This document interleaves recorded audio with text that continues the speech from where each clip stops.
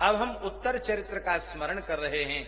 ये उत्तर चरित्र के भगवान शिव ऋषि हैं, अर्थात रुद्र के हृदय में ही ये मंत्र प्रकट होते हैं।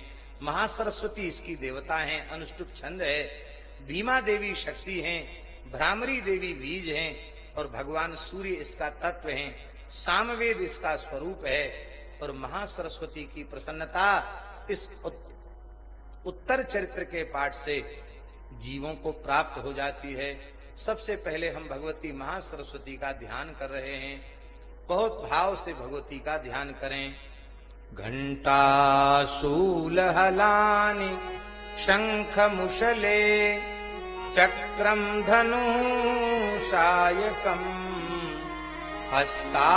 हस्ताब्जैर्दधतिं घनांत विलसच्छेतांशुतुल्य प्रभा गौरी देह समुद्भवां त्रिजगता माधारभूता महा पूर्वामत्र सरस्वती मनु भजे शुंभादिदैत्यार्दिनी। जो भगवती अपने करकमल में घंटा सूल हल शंख मूसल चक्र धनुष बाण आदि धारण किए हैं, शरद ऋतु के चंद्रमा के समान जिनकी मनोहर कांति है, शुंभ निशुंभ का वध करने वाली हैं, गौरी के श्रीअंग से जिनका प्राकट्य हुआ है, ऐसी भगवती महासरस्वती के चरणों में हम प्रणाम करते हैं, उनका ध्यान करते हैं। महर्षि मेधा कह रहे हैं कि पहले पूर्व काल की बात है, शुंभ निशुंभ नाम के असुरों ने इंद्र के भाग का हरण कर लिया और यज्ञ के भाग भी छीन लिए। सूर्य चंद्रमा कुबेर यम वरुण आदि के अधिकार भी स्वयं ही कर लिया। वायु अग्नि का कार्य भी स्वयं अपने अधिकार में ले लिया। देवता भ्रष्ट राज्य होकर के पराजित होकर के स्वर्ग से इधर उधर भटकने लगे और उन्होंने अपराजिता भगवती जगदम्बा की आराधना की, उपासना की और जगदम्बा भगवती ने प्रकट होकर के गिरिराज हिमालय पर्वत पर प्रकट होकर के वे भगवान की महामाया का स्तवन करने लगे। और यह स्तुति प्रधान स्तुति अंतिम उत्तर चरित्र की स्तुति है। इसमें भगवती को विश्वात्मिका कहा गया, सब कुछ भगवती का ही स्वरूप है और ऐसी भगवती को प्रणाम है, प्रणाम है, प्रणाम है, बारंबार प्रणाम किया गया। ओम नमो देव्यै महादेव्यै शिवायै सत्यम नमः। नमः प्रगत्यै भद्रायै नीता प्रणता स्मृताम् रौद्रायै नमो नित्यायै गौरी धात्रै नमो नमः। ज्योत्सनायै चन्द्रूपर्णे सुखायै सत्यम नमः। कल्याणे प्रणतां विद्धि सिद्धि कुर्मो नमो नमः। नैऋत्ये भूरतां लक्ष्मी सर्वाण्यै ते नमो नमः। दुर्गायै दुर्गपारायै दुर्गसारायै सर्वकारिण्यै ख्यात्यै तथैव कृष्णायै धूम्रायै सत्यम नमः। अतिसौम्या रौद्रायै नतास्तस्यै नमो नमः। नमो जगत प्रतिष्ठायै दिव्ये कृत्यै नमो नमः। या देवी सर्वभूतेषु विष्णुमायति संस्थिता नमस्तस्यै नमस्तस्यै नमस्तस्यै नमो नमः। या देवी सर्वभूतेषु चेतनेत्य विधीते नमस्तस्यै नमस्तस्यै नमस्तस्यै नमो नमः।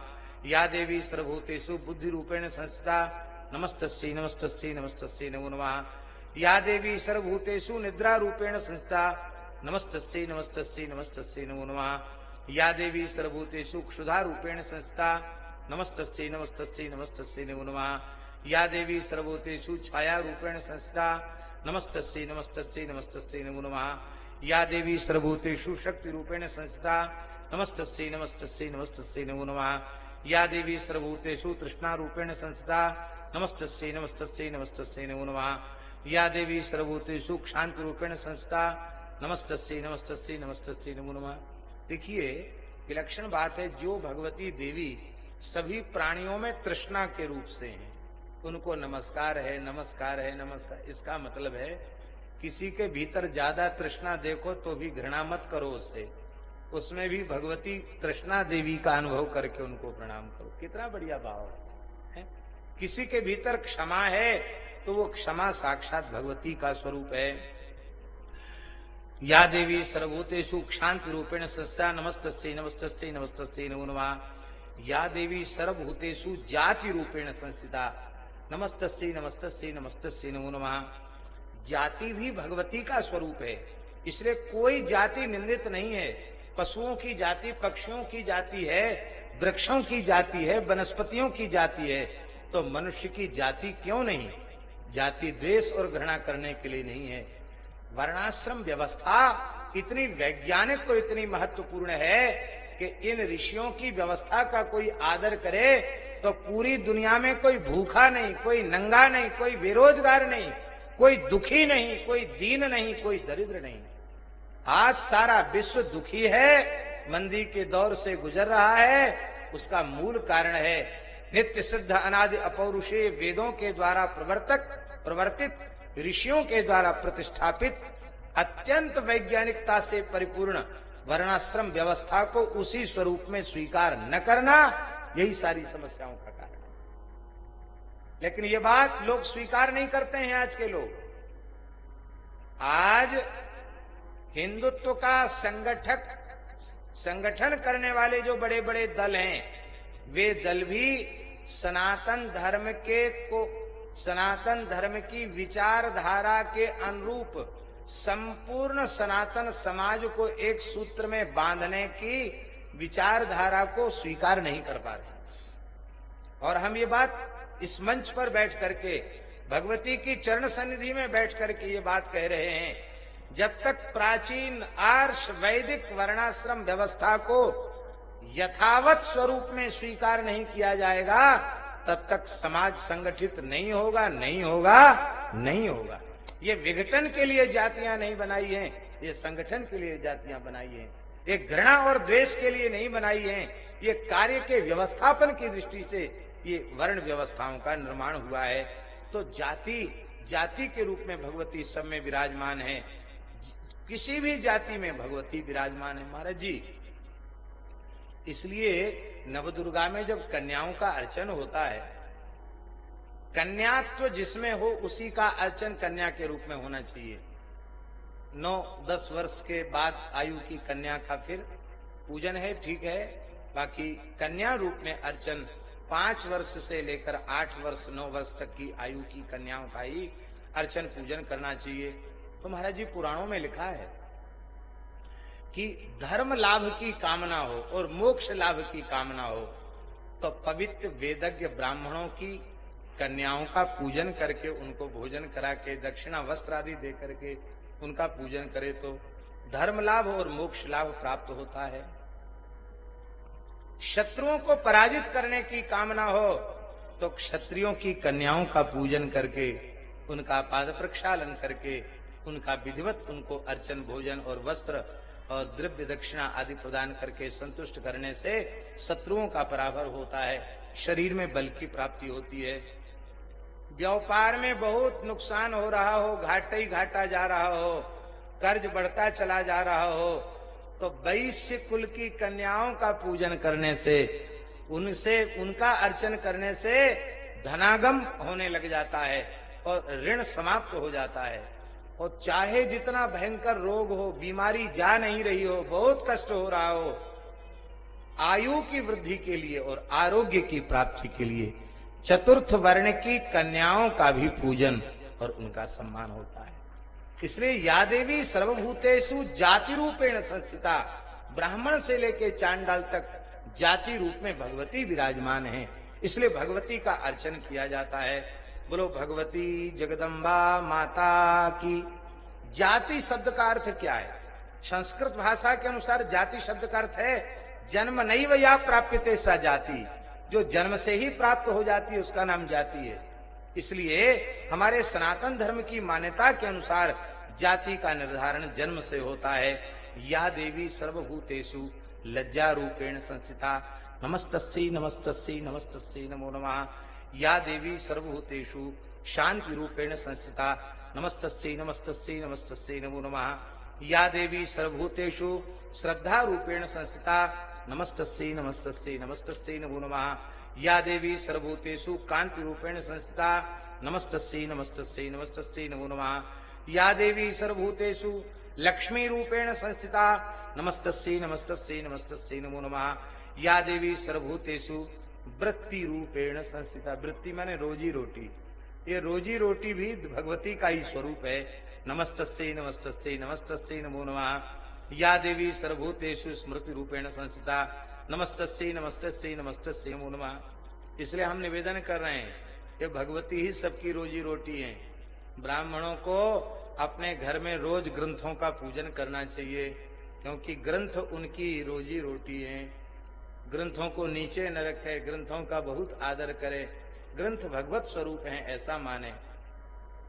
रोज भागवत, वाल्मीकि और अपने जो मुख्य मुख्य ग्रंथ हैं उनको भी पूजा गृह में विराजमान करके उन पर भी गंधाक्षत पुष्प अर्पित करना चाहिए, क्योंकि हम लोगों की वो वृत्ति है। शास्त्र ही तो हमारा धन है और हमारे पास है क्या? ग्रंथ ही हमारे सर्वस्व हैं। इसी प्रकार से क्षत्रियों को अस्त्र शस्त्रों की पूजा करनी चाहिए और इसी प्रकार से वैश्यों को अपनी गद्दी की, खाता बही आदि की पूजा करनी चाहिए। और ऐसे ही चतुर्थ वर्ण के लोगों को अपनी कन्नी और अपने जो भी यंत्र आदि उपकरण हैं उनकी पूजा करनी, क्योंकि वो वृत्ति है उनकी। इस वृत्ति को हम नमस्कार वृत्ति रूप से भगवती को प्रणाम करते हैं। या देवी सर्वभूतेषु दया रूपेण संस्थिता नमस्तस्यै नमस्तस्यै नमस्तस्यै नमो नमः। या देवी सर्वभूतेषु तुष्ट रूपेण संस्थिता नमस्तस्यै नमस्तस्यै नमस्तस्यै नमो नमः। जो भगवती देवी संतोष के रूप से विराजमान है उनके चरणों में हम प्रणाम करते हैं। ये संतोष भी भगवती का ही स्वरूप है और इस संतोष देवी को ही लोग संतोषी माता कहते हैं। बहुत से लोग कहते हैं संतोषी माता किसी पुराण में नहीं है, कहां से आई? हमको यह समर्थन नहीं कर रहे हैं कि जो संतोषी माता है वो अमुक पुराण में है, ये हम नहीं कह रहे हैं, क्योंकि उसकी जो प्रचलित कथा है वो किसी पुराण में उपलब्ध होती नहीं है। बाकी ये जरूर है कि वह भी भगवती की का स्वरूप है, क्योंकि या देवी सर्वभूतेषु तुष्टि रूपेण संस्थिता। तुष्टि माने संतोष, जो सभी प्राणियों में संतोष के रूप से है, उस भगवती को प्रणाम है। या देवी सर्वभूतेषु मातृ रूपेण संस्थिता नमस्तस्यै नमस्तस्यै नमस्तस्यै नमो नमः। महाराज जी, ब्रह्म भी इन्हीं का स्वरूप है।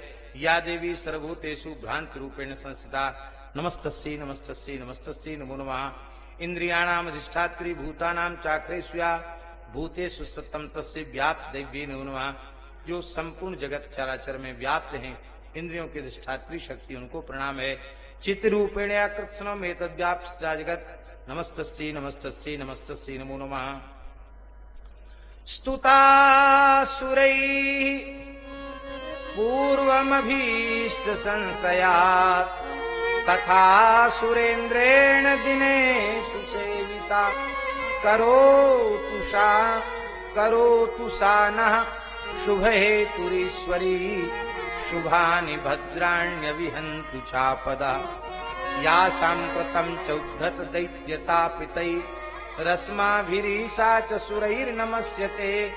या च स्मृता तत्क्षणमेव हन्ति नः सर्वापदो भक्ति विनम्र मूर्ति भी। ये स्तुति देवताओं ने क्या उसी समय गंगा स्नान के लिए भगवती पार्वती आई थी। उन्हीं के शरीर के कोष से भगवती कौशिकी देवी प्रकट हो गई और कहा कि आप लोगों ने हमारी ही स्तुति की है। भगवती का नाम कौशिकी हो, बोले कौशिकी माता की। उनके निकलने से भगवती पार्वती कृष्णा हो गई, उनका नाम कालिका हो गया। बोलो कालिका माता की। अत्यंत सुंदर स्वरूप धारण करके भगवती विराजमान हैं। चंड मुंड जो शुंभ निशुंभ के सेवक हैं, उन्होंने देखा, अरे बोले महाराज इतनी सुंदर स्त्री तो त्रिभुवन में हमने देखी नहीं, और आकर शुंभ निशुंभ से वर्णन किया और बड़ा विस्तृत वर्णन है। तुम ऐरावत हाथी छीन लाए, उच्च श्रवा घोड़ा छीन लाए, ये छीन लाए, वो छीन लाए, क्या कमी है तुम्हारे पास? बस एक ही कमी है, जिस स्त्री का हम दर्शन करके वैसी स्त्री तुम्हारे पास नहीं है। वो और आ जाए फिर तो तुम दिखाई पड़ोगे। इसलिए एवं दैत्येन्द्र रत्नानि समस्तान्याहतानि में ते स्त्री रत्न में साथ कल्याणी त्वया कस्मान्य गृह्यते। इस स्त्री रत्न को तुम ग्रहण क्यों नहीं करते हो? तो जाओ, सुग्रीव नाम के दूत को भेजा शुंभ निशुंभ ने कि जाकर के कहो कि वह हमारा वर्ण कर ले। दूत ने आकर के कहा, इस समय तीनों लोकों के स्वामी महाराज शुंभ निशुंभ हैं, उनकी आज्ञा से हम आपके समीप में आए हैं उन्होंने संपूर्ण अपने शत्रु देवताओं को जीत लिया है। तीनों लोग उनके अधीन हैं। यज्ञ के भागों का भी वही ग्रहण कर रहे हैं और संपूर्ण देवताओं के दिव्य रत्न भी उन्हीं के पास हैं और तुम स्त्री रत्न हो, इसलिए हे देवी तुम हमारे पास चली आओ, क्योंकि हम रत्न भुज हैं, रत्नों का भोग करने वाले हैं। चाहे तो मेरा वर्ण कर लो शुंभ का, और चाहे मेरे अनुज निशुंभ का वर्ण कर लो, क्योंकि तुम रत्न स्वरूपा हो। इसलिए तुम हमारा वर्ण करके अनंत ऐश्वर्य को प्राप्त करोगी, इसलिए जल्दी मुझे स्वीकार कर लो। भगवती मुस्कुरा करके बोली, कौन भगवती? बोले इत्युक्ता सा तदा देवी गंभीरांत स्मिता जगऊ दुर्गा भगवती भद्रा येदम धार्यते जगत। वो दुर्गा भगवती प्रसन्न होकर के बोली, जिन्होंने सारे संसार को धारण कर रखा है, क्योंकि महीस्वरूपेण यतस्थितासी आधारभूता जगतस्त्वमेका महीस्वरूपेण यतस्थितासी। ये धरती भी तो साक्षात दुर्गा का ही स्वरूप है, आपने धारण कर रखा है। देवी जी ने कहा, भैया तुम तो सत्य कह रहे हो, दूत तुम सत्य कह रहे हो। इस समय तीनों लोकों के स्वामी शुंभ निशुंभ हैं, पर क्या करूं, हमने बचपन में एक प्रतिज्ञा कर ली थी। वो प्रतिज्ञा यदि हमने न की होती तो हम तुम्हारे स्वामी शुंभ निशुंभ की बात जरूर मान लेते। बताओ तुमने कौन सी प्रतिज्ञा की?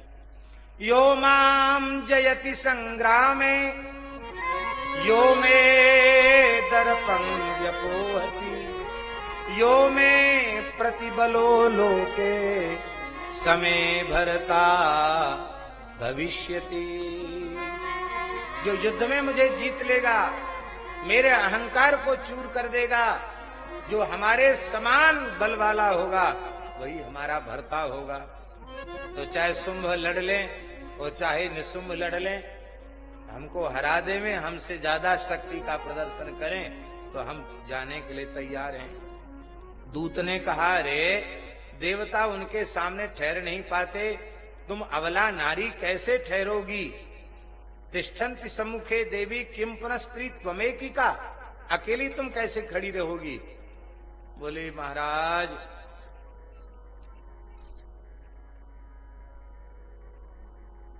तुम्हें इसकी चिंता करने की आवश्यकता नहीं है, तुम तो जाओ, कह दो, हमारी प्रतिज्ञा सुना दो।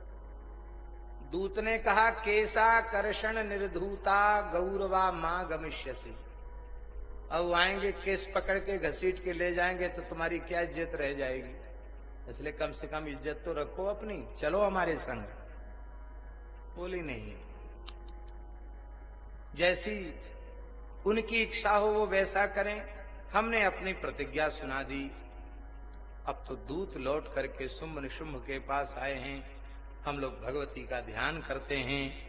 ओम नागाधीश्वर विष्टराम फणिफणोत्तंसोरुरत्नावली भास्वद्देह लताम दिवाकर्णभाम नेत्रत्रयोद्भासिताम माला कुंभ कपाल नीरज कराम चंद्रार्ध चूड़ाम पराम सर्वज्ञेश्वर भैरवांक निलयाम पद्मावतीम चिंतये। सर्वज्ञेश्वर भैरव के अंक में विराजमान भगवती पद्मा देवी को हम प्रणाम करते हैं, जो नागराज के आसन पर बैठी हैं। नागों के फणों में मणियों की शोभा से, कांति से उनकी देह अत्यंत उद्भासित हो रही है। सूर्य के समान जिनका तेज है, 3 नेत्र उनकी शोभा बढ़ा रहे हैं। हाथों में माला कुंभ कपाल और कमल लिए हुए हैं। मस्तक पर अर्धचंद्र का मुकुट है। ऐसी भगवती के चरणों में हम सब प्रणाम करते हैं। अब महाराज जी जैसे ही दैत्यराज को जाकर के वो सुग्रीव नाम के दूत ने बताया, अब तो भयंकर क्रोध किया शुंभ निशुंभ ने। धूम्रलोचन नामक अपने सेनापति को भेजा, कहा जाओ केस पकड़कर घसीट के ले आओ, और कोई उसकी सहायता में हो, यक्ष गंधर्व देवता सबको तुम समाप्त करके चले आना। धूम्रलोचन आया, 60,000 असुरों की सेना को लेकर के आया। उसने भी कहा कि चलो हमारे संग। ये तो सबका संहार करने के लिए संहार कारिणी शक्ति बनकर बैठी है। सबसे एक ही बात कहती है, हमसे लड़ लो, हरा दो तो ले चलो। इनको भला कौन हरावे? अरे बोले दैत्येश्वर ने आपको भेजा है, वो आप लेने आए हैं तो ले जाओ। है? आप लेने आए हैं तो ले जाओ, हमारी प्रतिज्ञा को पूरा करके ले जाओ, हम आपका क्या बिगाड़ सकती है। जैसे ही उसने देवी जी के ऊपर आक्रमण किया, हुंकारेणैव तम भस्मो सा चकारांबिका तथा, एक हूं का उच्चारण किया और धूम्रलोचन 60,000 असुरों के सहित तत्काल भस्म हो गया। और महाराज जी भगवान भगवती के वाहन सिंह ने बचे खुचे असुरों को परास्त कर सबको मार डाला। धूम्रलोचन समाप्त हो गया। शुंभ बहुत क्रोध में कोट कांपने लगे। चंड मुंड को कहा, हे चंड हे मुंड, जाओ तुम युद्ध करके और उनको घसीटते हुए यहां ले आओ। अब तो महाराज चंड मुंड चले हैं। भगवती का हम सब फिर ध्यान करते हैं। ओम ध्यायेयम रत्न पीठे शुक कल पठितम षण्वतीम श्यामलांगीम न्यस्तैकांघ्रिम सरोजे शशि शकल धराम बल्लकीम वादयंतीम काह्लाराबद्धमालाम नीमत विलसत चोलिकाम रक्तवस्त्राम मातंगीम शंखपात्राम मधुर मधुमदाम चित्रकोद्भासी भालाम। मातंगी भगवती का ध्यान करता हूँ। वे रत्नमय सिंहासन पर बैठी हैं, तोते के मधुर शब्द को सुन रही हैं। उनका शरीर श्याम वर्ण का है, एक चरण कमल पर रखे हुए हैं, मस्तक पर अर्धचंद्र धारण किए हुए हैं, कल्हार पुष्पों की माला है और वीणा अपने अंक में पधरा करके बजा रही हैं। ऐसी सुंदर चोली धारण किए हुए हैं, लाल रंग की साड़ी धारण किए हुए हैं।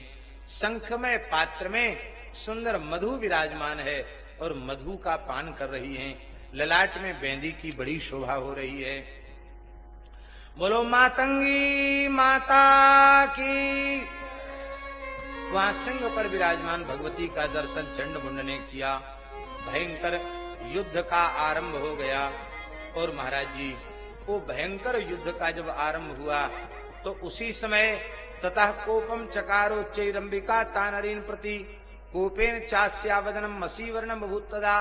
उसमें क्रोध के कारण भगवती का गौरमुख दम श्याम हो गया और भौहें कुटिल हो गईं। और उसी समय भयंकर अट्टहास करती हुई काली जी प्रकट हो गईं। बोलो काली माता की। विचित्र खट्वांग धरा नरमाला भूषण, नरमुंडों की माला पड़ी हुई है, खट्वांग आभूषण है और द्वीपी चर्म परिधाना, गज चर्म का वस्त्र धारण किए हुए हैं। अति भैरव नाद करने वाली हैं, लपलपाती हुई उनकी जिह्वा है, लाल लाल नेत्र हैं। वो महाराज भक्षण कर लेगी दुष्ट असुरों का। कैसे? कहते पार्ष्णिक ग्राहं कुशग्राह्योद घंटा समन्वितान समादायिक हस्तेनो मुसे चक्षेप वारणान। जैसे श्याम भोगी चना ऐसे फांकते हैं ना लोग, ऐसे मूंगफली फांकते हैं, चना फांकते हैं, चना चवेनी, ऐसे ही इतनी विकराल हैं कालिका देवी। वो ऐसे हाथ घुसाती हैं, हाथी घोड़ा सेना ऐसे अपने मुंह में झोंक लेती हैं। फिर बड़ी भयंकर उनको चबाने चरवण करने लग जाती हैं।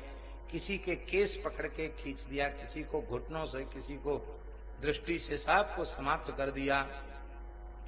और अब तो महाराज चंड मुंड ये दोनों युद्ध करते हुए दौड़े। भयंकर युद्ध हुआ है महाराज। और उस समय काली ने अथ मुंडो विधावत्ताम, खड्ग से चंड का मस्तक काट लिया है। मुंड आया है, चंड को समाप्त हुआ देखकर मुंड आया है। मुंड का मस्तक भी भद्रकाली ने काट दिया और चंड मुंड का मस्तक हाथ में लेकर के भगवती के चरणों में समर्पित कर दिया। भगवती ने नामकरण भी कर दिया। बोले तुम चंड मुंड का मस्तक लेकर के यहाँ आई हो, इसलिए यस्मात् चंडम च मुंडं च गृहीत्वा तम कागता चामुंडेति ततो लोके ख्याता देवी हो स्थिति। आज के बाद तुम्हारा नाम चामुंडा होगा। बोलो श्री चामुंडा माता की जय। अब रक्त बीज का वध है। बड़ा सुंदर ध्यान है। भगवती सिद्धिदात्री माता का ध्यान है। ओम अरुणा करुणा तरंगिताक्षी धृतपाशांकुशबाण चापहस्ताम अणिमादिभिरावृताम मयूखै रहमित्येव विभावये भवानी। अणिमा महिमा गरिमा प्राप्ति प्राकाम्य ईशित्व वसित्व आदि सिद्धियां ही किरणों के रूप में प्रकट हो रही हैं। श्रीअंग का वर्ण लाल है, नेत्रों में करुणा का समुद्र हिलोरे ले रहा है, पास अंकुश बाण धनुष जिनके शोभा दे रहे हैं। ऐसी भगवती के चरणों में हम सब प्रणाम करते हैं। अब तो महाराज चंड मुंड और सब सेना के समाप्त होते ही शुंभ क्रोध पूर्वक दौड़ करके आया। ओ महाराज जी, इतनी बड़ी सेना, बहुत बड़ी सेना। वह बोला, आज उदायुध नाम के जो दैत्य सेनापति हैं, वो 86 दैत्य सेनापति अपनी सेना को लेकर प्रस्थान करें। जो कंबू नाम वाले दैत्य हैं, वे 84 सेनापतियों के सहित सेना लेकर के प्रस्थान करें। कुलक नाम के जो वीर हैं धूम्र कुल के, वो 50 करोड़ सेना को लेकर के उपस्थित हैं। महाराज जी, कालक, दौहृद, मौर्य, कालकेय, इन सब का अलग अलग नाम दिया है। कोई संख्या नहीं है, असंख्य असुर छा गए हैं त्रिभुवन में। और उस समय देवताओं की जितनी शक्तियां हैं, वे सब शक्तियां भगवती के श्रीअंग से प्रकट होने लग गई हैं। ब्रह्मा, शिव, कार्तिकेय, विष्णु, इंद्र, सब शक्तियां एक एक करके प्रकट होने लग गई। ब्रह्माणी कमंडल लेकर के हंस पर विराजमान होकर के प्रकट भई। महादेव की शक्ति वृषभ पर विराजमान होकर के प्रकट भई है, चंद्ररेखा से विभूषित हैं। कार्तिकेय जी की जो शक्ति है, वो उन्हीं का स्वरूप धारण करके मयूर पर बैठ करके प्रकट हुई। भगवान विष्णु की शक्ति वैष्णवी माता, वो शंख चक्र गदा छार धनुष तलवार लिए हुए हैं, वे गरुड़ पर बैठ करके आई। यज्ञ वाराह रूप धारण करके भगवान ने जो लीला की थी, यज्ञ वाराह की शक्ति भूदेवी, वो भी वाराही देवी के रूप में उपस्थित हुई। नरसिंह की शक्ति नारसिंही देवी के रूप में प्रकट हुई। महाराज जी, नारसिंही देवी इतनी बड़ी थी कि उनके गर्दन के बालों से ऊपर के लोग सब टकरा रहे थे, नक्षत्र मंडल इधर उधर बिखर रहे थे। और इंद्र की शक्ति वज्र लेकर के ऐरावत हाथी पर बैठ करके आई।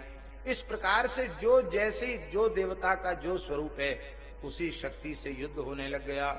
भयंकर युद्ध हुआ। उसी समय भगवती ने भगवान शिव से कहा कि हे शिव जी, आप जाओ शुंभ ऋषभ के पास दूत बन करके जाओ और उनसे कहो कि इनके अतिरिक्त जो दैत्य लड़ने के लिए, उन सबको भी या तो लड़ने मरने के लिए भेज दो, और नहीं तो यदि जीवित रहना चाहते हो तो पाताल में चले जाओ, कह दो सबको। भगवान शिव को दूत बना करके भेजा। तब से भगवती का एक नाम और हो गया, शिवदूती। बोलो शिवदूती माता की। ये कात्यायनी माता ही शिवदूती माता हैं। अब तो भयंकर युद्ध होने लग गया। ब्रह्माणी, रुद्राणी, वाराही, नारसिंगी, ऐन्द्री, जितनी शक्तियां हैं सब असुरों का कदन करने लगी। और थोड़ी ही देर में महाराज जी बहुत बड़ी सेना का संहार हो गया। उसी समय रक्तबीज आ गया। ये रक्तबीज महाराज, एक बूंद इसकी धरती पर गिर जाए तो उसी के समान असुर पैदा हो जाते थे। और फिर महाराज वो मरे तो उसके भी शरीर से रक्त की बूंद गिरे तो उससे भी असुर पैदा हो। सारा त्रिभुवन रक्त बीजों से व्याप्त हो गया।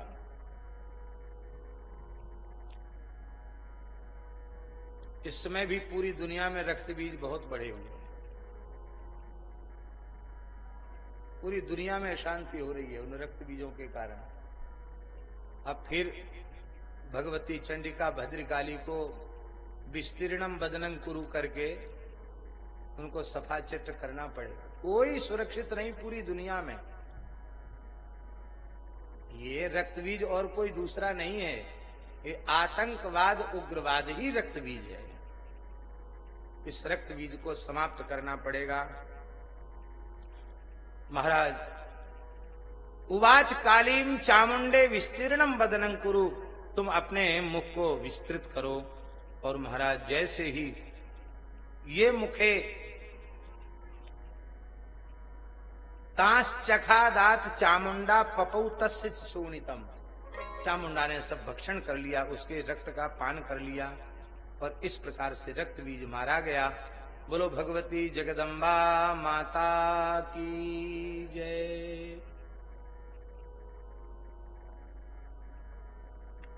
रक्त बीज का वध हो गया। अब तो देवी के गण उन्मत्त होकर के नृत्य करने लग गए। अब निशुंभ का वध होने वाला है। निशुंभ के वध के बाद शुंभ का वध होगा। ओम बंधुक कांचन निभम रुचिराक्षमालाम पाशांकुशौ च वरदाम निज बाहुदंडई बिभ्राण मिंदु शकलाभरणम त्रिनेत्र मरधाम्बिकेश मनिशंभ पुराश्रयामि। इसमें अर्धनारीश्वर स्वरूप का वर्णन है, उसको हम प्रणाम करते हैं। राजा कह रहे हैं, महाराज आपने बहुत सुंदर देवी का महात्म्य सुनाया। आप निशुंभ और शुंभ ने फिर क्या किया मैं सुनना चाहता हूँ। बोले निशुंभ शुंभ आए, भयंकर युद्ध करने लग गए देवी जी के साथ और एक एक करके देवी जी उनके दिव्य अस्त्र शस्त्रों को समाप्त करती चली जाती हैं। देवी जी के घंटा के नाद से, उनके धनुष की टंकार से दैत्य मोहित हो जाते हैं। शुंभ ने एक उग्र शक्ति भगवती के ऊपर छोड़ी। उस समय आकाश से उल्कापात हुआ और वो शक्ति समाप्त हो गई। उस समय सिंहनाद से तीनों लोग कंपित हो गए और उसी समय भगवती ने शुंभ मुक्तांशरान देवी शुंभ तत्परितांशरान तथा चिच्छेद सुश्री सत्सूत सहस्त्रता एक एक बाण के हजारों सैकड़ों टुकड़े कर दिए और चंडिका ने क्रुद्ध होकर के त्रिशूल से उसकी वक्षस्थल का भेदन किया और वो महाराज समाप्त हो गया। फिर भयंकर युद्ध हुआ और एक एक करके निशुंभ के बाणों को भी भस्मसात कर दिया। शूल लेकर के निशुंभ आया। हृदय विव्याध शूलेनो बेगा विद्धेन चंडिका, वेग पूर्वक निशुंभ की छाती को बेध डाला और बेधते ही उसके शरीर से एक दूसरा पुरुष निकल पड़ा, उसको भी समाप्त कर दिया। सिंह ने शरीर को खा लिया और फिर जितनी शक्तियां हैं सबने अपनी अपनी शक्ति से असुरों का कदन कर लिया। और महाराज जी इसके बाद श्री मार्कंडे जी महाराज ने ग्रंथ का उपसंहार किया है। बोलो भक्तवत्सल भगवान की। अब मार्कंडे पुराण के श्रवण करने की महिमा का वर्णन किया जा रहा है। ब्राह्मम पाद्मम वैच ब्राह्मम पाद्मम वैष्णवंच शैवं भागवतं तथा तथान्यन्नारदीयं च मार्कण्डेयं च सप्तमम्। ये सातवां पुराण है। आग्नेयमष्टमं प्रोक्तं भविष्यं नवमं स्मृतं दशमं ब्रह्मवैवर्तं नृसिंहैकादशं तथा वाराहं द्वादशं प्रोक्तं स्कान्दमत्रत्रयोदशं चतुर्दशं वामनकं कौर्मं पंचदशं तथा मात्स्यं च गारुडं चैव ब्रह्माण्डं च ततः परम् अष्टादश पुराणानि नामधेयानि यः पठेत्। ये 18 पुराणों की सूची कही गई। जो इन 18 पुराणों का नाम लेता है उसको अश्वमेध यज्ञ का फल प्राप्त हो जाता है। ये 4 प्रश्नों से मार्कंडेय पुराण का आरंभ हुआ है। इसको जो श्रवण करता है उसके करोड़ों कल्पों के पाप नष्ट हो जाते हैं। ब्रह्म हत्या जैसे भयंकर पाप नष्ट हो जाते हैं। तानि सर्वाणि नश्यन्ति लूतम तूलम वाताहतम यथा पुष्कर स्नानजम पुण्यम श्रवणा। पुष्कर स्नान का पुण्य प्राप्त हो जाता है। और कहते हैं नास्तिक को मार्कंडेय पुराण की कथा नहीं सुनाना, जिसका धर्म और ईश्वर में परलोक पुनर्जन्म में विश्वास न हो। जो गौ और ब्राह्मण का तिरस्कार करने वाला हो उसको मत सुनाना। गुरु से द्वेष करने वाला उसको तो कभी भी मत सुनाना। जो व्रत भंग करे उसे मत सुनाना। माता पिता का अपमान करने वाले को भी मत सुनाना। सोने की चोरी करे उसको भी मत सुनाना। कहते हैं जो इस दिव्य पुराण को अनधिकारी को लोभ पूर्वक दे देगा वो भी नरक चला जाएगा।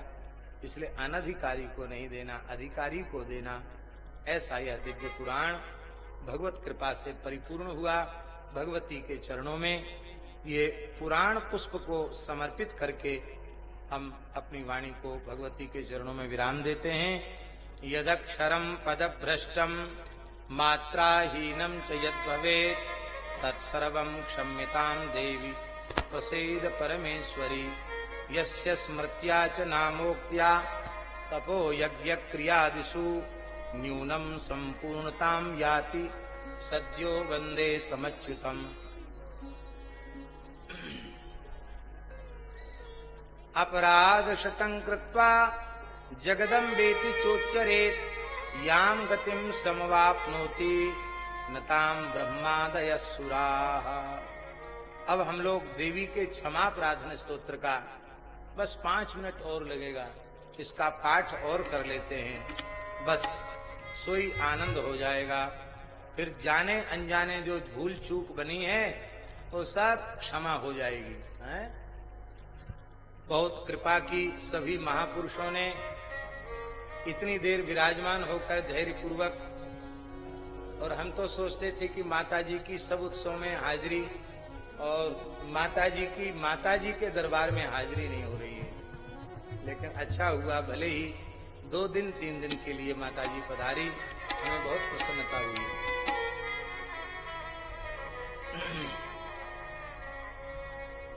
न मंत्रम नो यंत्रम तदपि च न जाने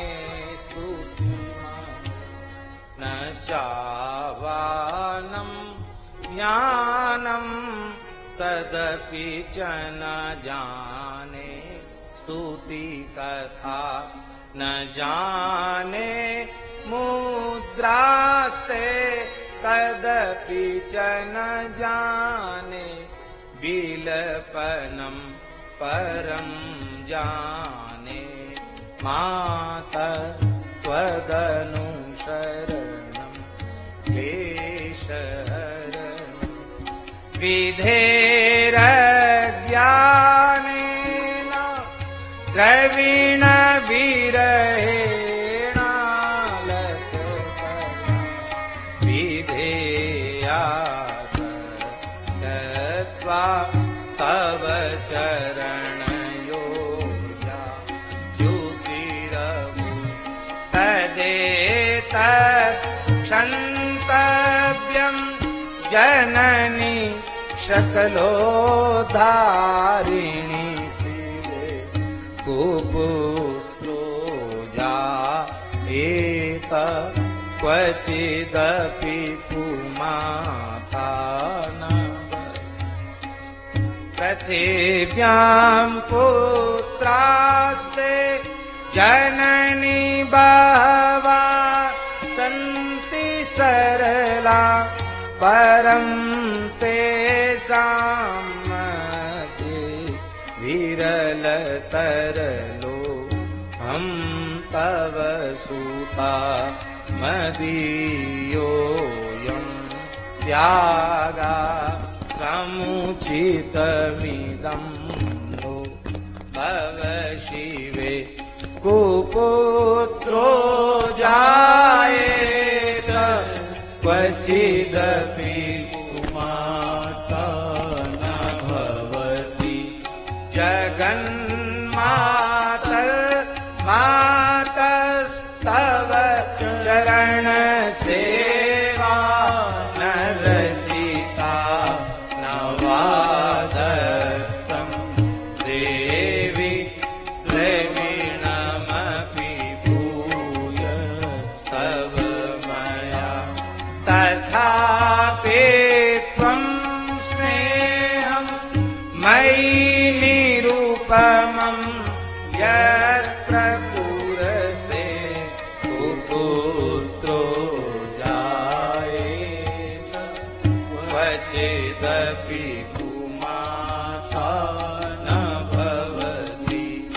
परित्यक्ता देवा विविध विधि सेवा कुलतया मया पंचाशीते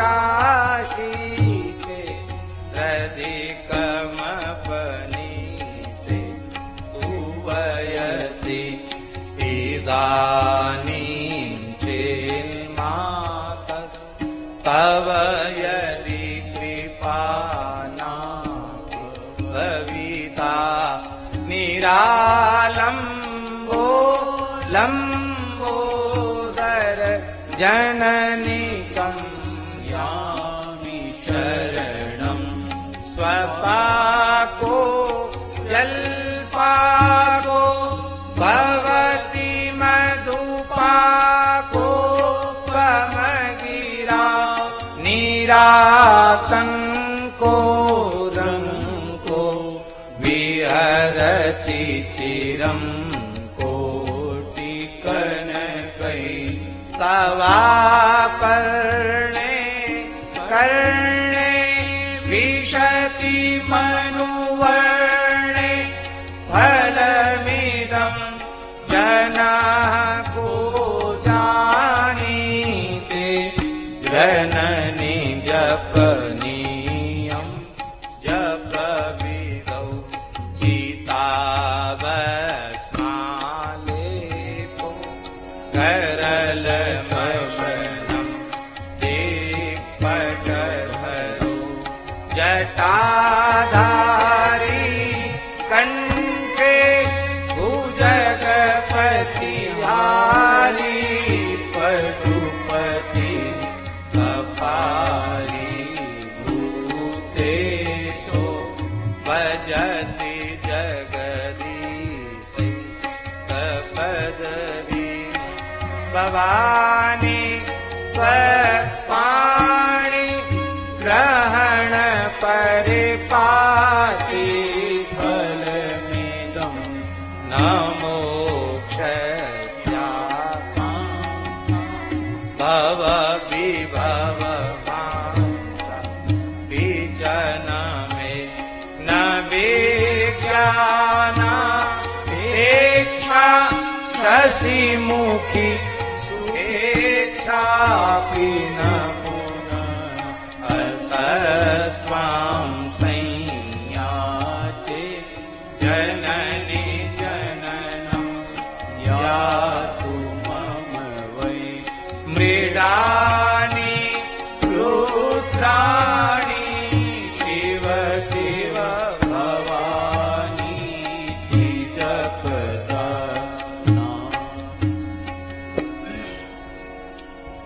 नाराधितासि विधिना विविधोपचारै किं वृक्षचिन्तन परं न कृतं किं वृक्षचिन्तन परैर्न कृतं वचोऽपि श्यामे त्वमेव यदि किञ्चन मय्यनाथे दत्से कृपामुचितमम्ब परं तवैव आपत्सुमग्नः स्मरणं त्वदीयम् करोमि दुर्गे करुणार्णवेसि नैतश्छटत्वं मम भावयेथा क्षुधा तृषार्ता जननी स्मरन्ति जगदम्ब विचित्रमत्र किं परिपूर्णा करुणास्ति चेन्मयि अपराध परम्परा परं न हि माता समुपेक्षते सुतं मत्समः पातकी नास्ति पापघ्नि त्वत्समानहि